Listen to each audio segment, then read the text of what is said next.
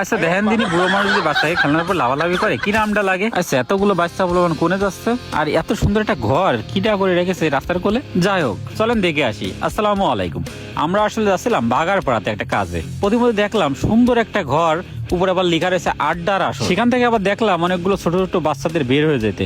আসলে এখানে কি আছে একটু দেখার আগ্রহ জাগলো, তাই আর কি এর ভিতরে আসলাম। আমরা তো জানেন টুকটাক ভিডিও করি, ভাবলাম যদি ভিডিওর কোনো কাজে এই ঘরটারে ব্যবহার করা যায়, তাই আমি আর সোহেল ভাই ভিতরে আসলাম। ও আল্লাহ, ভিতরে এসে দেখি আরো অবাক।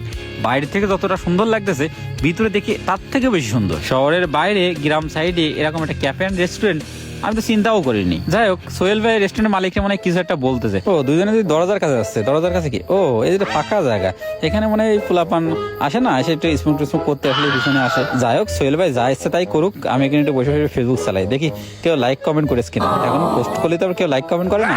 আসলে এই জায়গাটাতে আপনি যদি বন্ধু বান্ধব নিয়ে আড্ডা দিতে আসেন অনেক ভালো লাগবে, এই কারণে মনে হয় রেস্টুরেন্টের মালিকের নাম দিয়েছে আড্ডার আসর। আমার অবশ্য গার্লফ্রেন্ড নাই, তো আপনার যদি সেটা থাকে সেটা নিয়েও আসতে পারেন। কিন্তু সুন্দর একটা প্লেস, এইখানে নিরিবিড়ি গ্রাম্য পরিবেশে সুন্দর একটা প্লেসে দারুণ একটা সময় পার করতে পারবেন। আর এখানে সব থেকে মজার বিষয়টা কি জানেন, ওয়ালে যে পেন্টিং গুলো আছে না, যত রাত হচ্ছে তত মনে হচ্ছে জীবন্ত হয়ে যাচ্ছে। আর এই জীবন্ত পেন্টিং থেকে সোহেল ভাই লোভ সামলাতে পারলো না, তাই দেখেন সেলফি নেওয়া শুরু করেছে। সোহেল ভাই অপু ভাই যেখানে যাবে সেখানে যাই সেলফি নেওয়া শুরু করবে। যাই হোক একটু খাবারের মেনুটা দেখি। ও এখানে তো আমার পছন্দের খাবারগুলো আছে, বাট দাম কিন্তু অনেক কম। আসলাম যখন খাবার অর্ডার না করলে কি হয়, একটু কম সময়ের ভিতরে একটা খাবার অর্ডার করলাম। খাবার হইতে হইতে আমরা একটু বাইরের পরিবেশটা দেখি, রাত্রেবেলা যা দারুণ লাগতেছে রেস্টুরেন্টটা, এই দৃশ্যটা দেখে আসলে ছবির মতো মনে আছে। দেখেন দূর থেকে এত সুন্দর গ্রাম্য পরিবেশের ভিতরে এরকম একটা রেস্টুরেন্ট দাঁড়ায় আছে, এত সুন্দর ডেকোরেশন করা, দেখলেই আপনার মন ভরে যাবে। আমি তো শুধু ডেকোরেশনই দেখে বেড়াচ্ছি, আর এপাশে সোহেল ভাই অপেক্ষা করতেছে কখন খাবার আসবে, খাবার খাবে। কিন্তু এই ভিডিওটা দেখার পরে সোহেল ভাইয়ের বউ মানে আমাদের ভাবি সোহেল ভাইরে যে কি যে বলবে, বাসায় রাখবে কিনা এটাই চিন্তা করতেছে, কারণ ভাবিরে রাইকেই রেস্টুরেন্টে চলে আসছে খাইতে। যাই হোক কথা বলতে বলতে আমাদের খাবার চলে আসছে, দেখা যাক খাবারের টেস্টটা আসলে কেমন হয়। এখানে খাবারের দামগুলোও কিন্তু অনেক কম, দাম যদি বেশি হয় তাহলে কিন্তু খাতাম না। আপনারা তো জানেন আমাদের পকেটে সেরকম টাকা থাকে না। যাই হোক না হলে দেখা গেল সোহেল ভাই কোন সময় আমারটাই খাইয়ে ফেলতেছে, সোহেল ভাই দিয়ে তো আর বিশ্বাস নেই।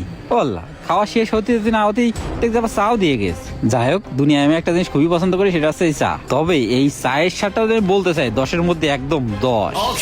যারা বাচ্চা নিয়ে আসবেন তাদের জন্য কিন্তু আলাদা ব্যবস্থা রয়েছে। দেখেন বাচ্চাদের খেলার জন্য সুন্দর একটা ব্যবস্থা করা রয়েছে। আচ্ছা বক বক করতে করতে তো আপনাদের ঠিকানাটাই জানানো হলো না। ঠিকানা হলো আড্ডার আসর, যশোর নড়াইল মহাসড়ক, হাসান ফিলিং স্টেশনের ঠিক সামনে, তারাগঞ্জ, যশোর। তো যারা বন্ধু বান্ধব ফ্যামিলি নিয়ে সময় কাটাতে যেতে চান তারা কিন্তু শহরের বাইরে এই জায়গাটা যেতে পারেন। এতক্ষণ আমার বক বক শোনার জন্য সবাইকেই ধন্যবাদ।